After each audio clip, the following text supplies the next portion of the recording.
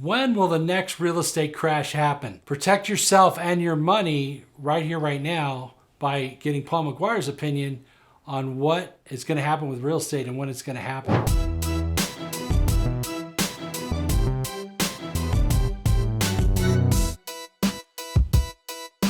I'm going to show you what to look for before the crash, why this market is different and what makes it different. And should you be buying now or not?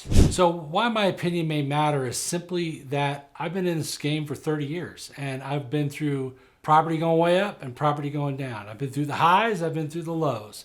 And so as somebody who owns tens of millions of dollars in real estate, as someone who invests on a regular basis and investing right now, I could tell you that as an investor, I think there's a lot of opportunity still, even in this market.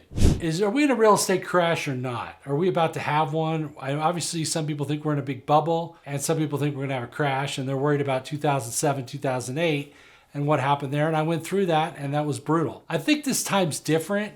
Last time, there was a lot of loans that were basically stated income loans, so the loans didn't verify the income.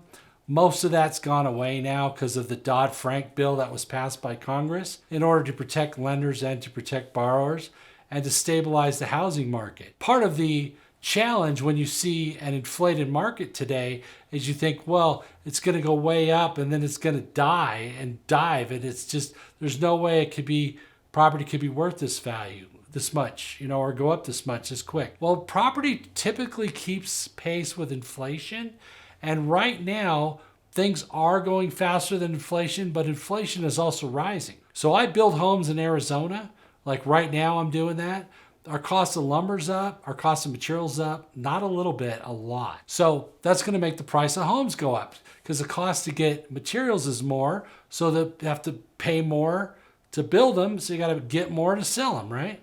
So that's driving the market. The other thing driving the market is problems in the supply line as a result of a lot of demand on supply, things being shut down for a while where there isn't enough inventory of lumber or windows or garage doors or all the things you need to build homes to be able to build the homes, all right? Another thing that's pushing prices up is oil has gone up, and some of your roofing material has composites from oil, and those things are made to transport materials. There's a lot of different things involved in real estate, and like the car business, it encompasses a lot of different industries that supply in order to build homes, right? So the prices are going up, and they're going up rapidly, especially in some markets.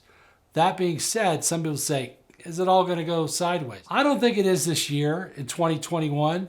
In 2022, you may see some challenges with smaller landlords who held on through the pandemic but are barely able to make it. But I think most of your homeowners, they're not going to get foreclosed upon. You're not going to see a bunch of inventory hit the market.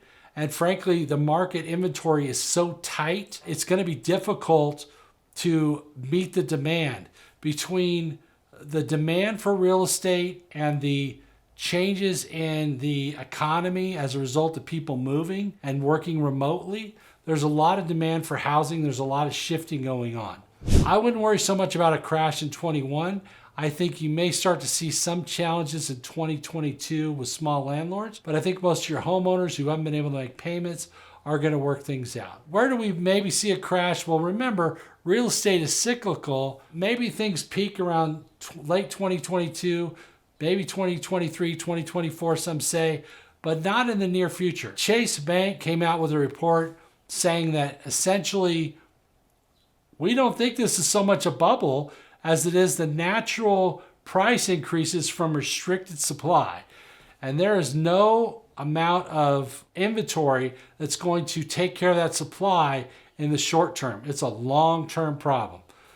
Now, why is there a supply problem? Well, I gotta tell you, being in construction and having built homes, there's a lot of factors that go on here.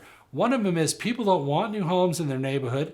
Another one is there's a lot of environmental and other laws that you have to meet. There's new regulations for California, for example. Every new home has to have solar.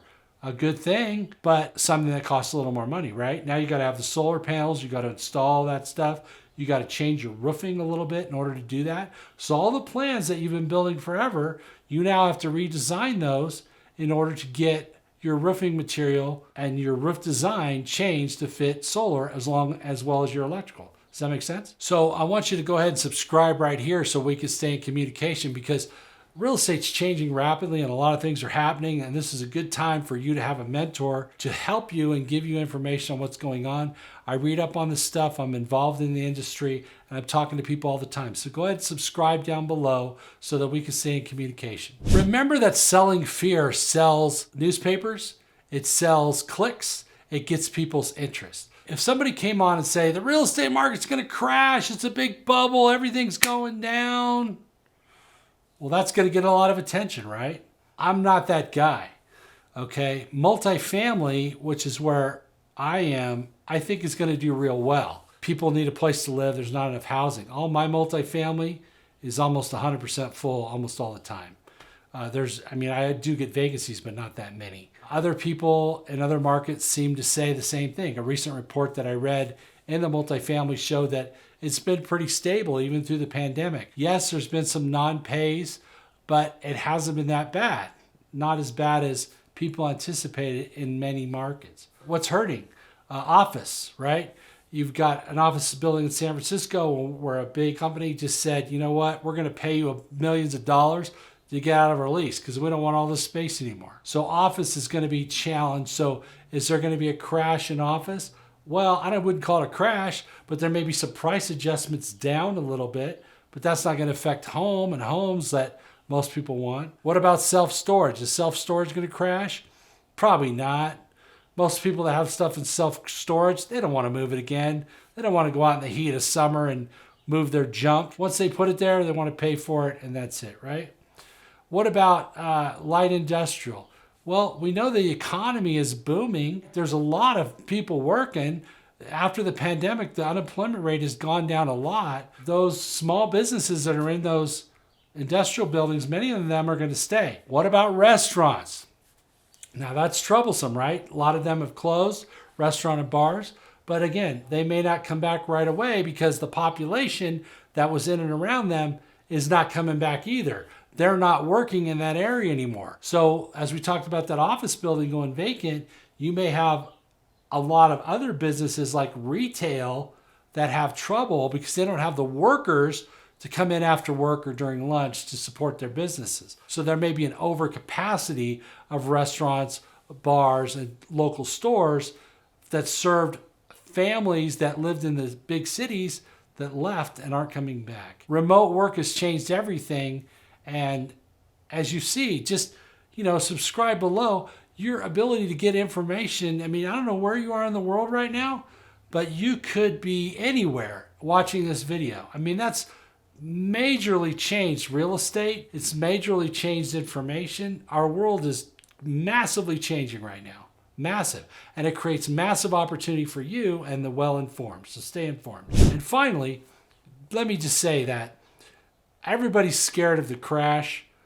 If you're going to live in a home for 15, 20, 25 years, you don't have a lot to worry about. Buy the home you want to live in. Keep yourself in something that's affordable and live your life, okay? Because most of the stuff, real estate market goes up and down, goes up and down. What's the worst thing that can happen? Your house goes down. Are you selling it? No. So does it matter? No, it doesn't matter, okay? My parents' house went up and down for years. Until they sell it, it doesn't matter. What happens if the real estate market goes down and does crash? It's going to create a lot of opportunities for you to buy more property. So what does that mean?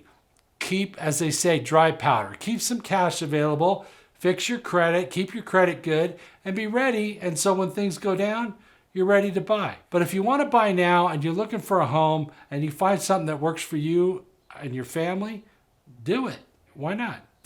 So no real estate crash in 2021, maybe late 2022, probably for the small landlords. And remember, if you want to buy a house, just buy a house. Just be smart about it, okay? Don't overpay. If you've got multiple offers on a house and it's going up 20, 30, 40, 50, 80, 100, a million, whatever it is, over list price, you don't need it right now. Just wait, hang on to your money, be smart about your investing.